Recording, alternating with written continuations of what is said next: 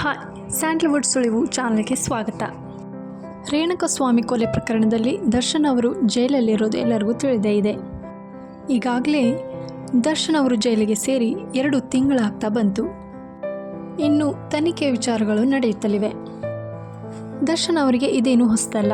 13 ವರ್ಷಗಳ ಹಿಂದೆಯೇ ತಮ್ಮ ಪತ್ನಿ ವಿಜಯಲಕ್ಷ್ಮಿ ಅವರ ಮೇಲೆ ಹಲ್ಲೆ ಮಾಡಿ ಜೈಲಿಗೆ ಹೋಗಿ ಬಂದವರು.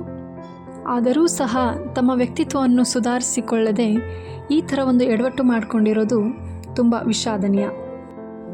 ಇದೆಲ್ಲ ನೋಡ್ತಾ ಇದ್ದರೆ ದರ್ಶನ್ ಅವರು ತಮ್ಮ ಲೈಫನ್ನು ತುಂಬ ಈಸಿಯಾಗಿ ತಗೊಂಡಿದ್ದಾರೆ ಅನಿಸುತ್ತೆ. ಇತ್ತೀಚೆಗೆ ದರ್ಶನ್ ಅವರು ತುಂಬ ಕುಡಿಯೋದು, ಪಾರ್ಟಿಗಳನ್ನು ಮಾಡೋದು, ಬರೀ ಇಂತಹ ಕೇಸ್ಗಳಲ್ಲಿ ನಾವು ಅವರ ಹೆಸರನ್ನು ಕೇಳಿದ್ದೀವಿ.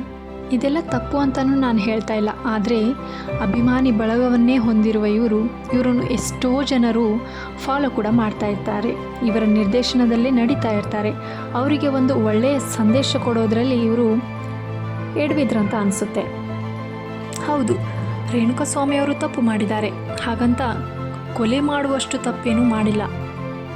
ಆ ದಿನ ಸ್ವಲ್ಪ ತಾಳ್ಮೆ ತಗೊಂಡು ಅವರಿಗೆ ಬುದ್ಧಿ ಹೇಳ್ಬೋದಾಗಿತ್ತು, ಇಲ್ಲ ಪೊಲೀಸ್ ಅವರಿಗೆ ಒಪ್ಪಿಸ್ಬೋದಾಗಿತ್ತು.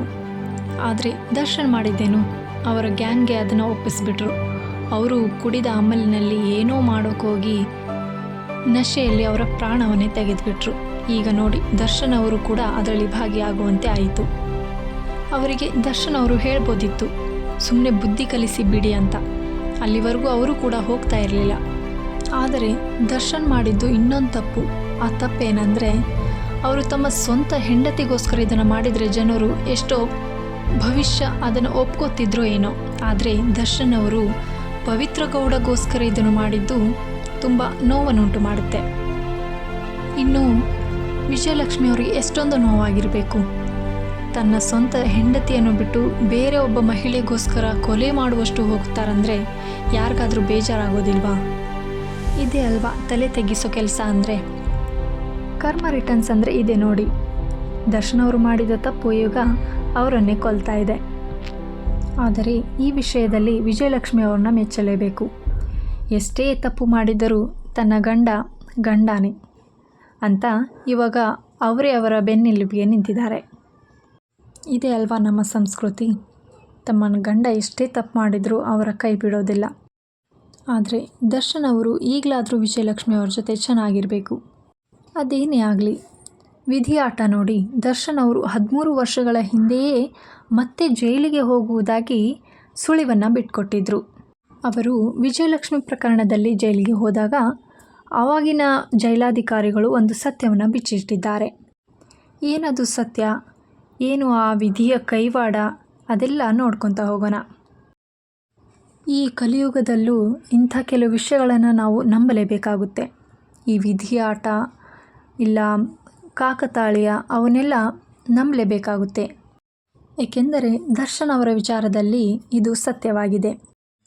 ಇದೆಲ್ಲ ಆದರೂ ದರ್ಶನ್ ಅವರು ತಮ್ಮ ವ್ಯಕ್ತಿತ್ವದಲ್ಲಿ ಬದಲಾವಣೆ ಅಂತೂ ಮಾಡಿಕೊಳ್ಳಿಲ್ಲ. ಇನ್ನೂ ಸ್ವಲ್ಪ ಜಾಸ್ತಿನೇ ಮಾಡ್ತಾ ಹೋದರು. ದರ್ಶನ್ ಅವರು ಈ ಕುಡಿದ ಅಮಲಿನಲ್ಲಿ ಏನು ಮಾಡ್ತಾರೆ ಅಂತ ಅವರಿಗೆ ತಿಳಿದಿರೋದಿಲ್ಲ. ತಮ್ಮ ಸ್ವಂತ ತಾಯಿ ಮೇಲೆ ಹಲ್ಲೆ ಮಾಡಿರೋದನ್ನು ನಾವು ಕೇಳಿದ್ದೀವಿ. ಆದರೆ ವಿಜಯಲಕ್ಷ್ಮಿ ಅವರು ಇಂಥವ್ರ ಜೊತೆ ಇಷ್ಟು ವರ್ಷಗಳ ಜೀವನವನ್ನು ನಡೆಸಿದ್ದಾರೆ. 13 ವರ್ಷಗಳ ಹಿಂದೆಯೇ ಅದು ಯಾವ ಸತ್ಯವನ್ನು ದರ್ಶನ್ ಅವರು ಬಾಯ್ಬಿಟ್ಟಿದ್ದರು, ಅದನ್ನು ಆಗಿನ ಜೈಲಾಧಿಕಾರಿಗಳು ಸ್ವತಃ ತಾವೇ ಹೇಳಿದ್ದಾರೆ. ಬನ್ನಿ ಕೇಳೋಣ. ಸನ್ನಿವೇಶ ಏನು ಅಂತ ಸರ್, ಬಿಡುಗಡೆ ಆಯಿತು. ಅವ್ರು ಲಾಯರ್ ಬಂದಿದ್ದರು, ಎಲ್ಲ ಬಂದಿದ್ದರು. ಸರಿ, ಅವ್ರಿಗೆ ಹೋಗೋ ಟೈಮಲ್ಲಿ ಏನಾಯ್ತು ಅಂದರೆ, ಸ್ಟಾಫು ಎಲ್ಲ ನಾವೆಲ್ಲ ಎದುರುಗಡೆ ನಿಂತಿದ್ವಲ್ಲ, ಗೇಟ್ ತನಕ ಬಿಡಬೇಕಲ್ಲ. ಅಲ್ಲಿ ತನಕ ಹೋಗ್ಬೇಕಾದಾಗ ಎಲ್ಲರೂ ನಂಗೆ ಸಹಾಯ ಮಾಡಿದ್ದೀರಿ, ನನಗೆ ಇನ್ನು ಮುಂದೆ ಯಾವತ್ತು ಇದು ಮಾಡಲ್ಲ, ಹೋಗಿ ಬರ್ತೀನಿ ಅಂತ ಎಲ್ರಿಗೂ ಕೈ ಮುಗಿದಿದ್ದು. ಆ ಟೈಮಲ್ಲಿ ನಾವು ಇವ್ರನ್ನ ಹೊರಗಡೆ ಕಳಿಸೋದು ಒಂದೇ ದೊಡ್ಡದಿತ್ತು. ಆಮೇಲಿಂದ ಯೋಚನೆ ಮಾಡ್ತಾಯಿದ್ವಿ, ಯಾಕೆ ಈ ಮನುಷ್ಯ ಬಿಡು ಹೋಗಿ ಬರ್ತೀನಿ ಅನ್ನೋದು ಎಲ್ರಿಗೂ ಕಾಮನ್ ಆಗಿಬಿಟ್ಟೈತೆ ಅಂತ. ಈಗ ತಿರ್ಗಾ ಒಳಗಡೆ ಬಂದಿದ್ದಾರೆ ಅಂದ್ಬಿಟ್ಟು ಅಂತ ತೋರಿಸ್ದಾಗ ಕಾಕತಾಳಿ ಏನೋ ಪಾಪ ಆ ವ್ಯಕ್ತಿ ತಿರ್ಗಾ ಬಂದ್ರಲ್ಲ, ಇಷ್ಟೊಂದು ದಾನ ಧರ್ಮ ಮಾಡಿ ಎಲ್ಲ ಪ್ರಾಣಿಗಳು ಎಲ್ಲರ ಬಗ್ಗೆನೂ ಅನುಕಂಪ ತೋರಿ ಎಲ್ಲ ಮಾಡ್ತಿದ್ದಂಥ ವ್ಯಕ್ತಿ ಈ ಕೇಸು ಯಾಕೆ ಇವ್ರಿಗೆ ಸಿಕ್ಕಾಕೊಂತು? ದಯವಿಟ್ಟು ಸಬ್ಸ್ಕ್ರೈಬ್ ಮಾಡಿ. ಧನ್ಯವಾದಗಳು.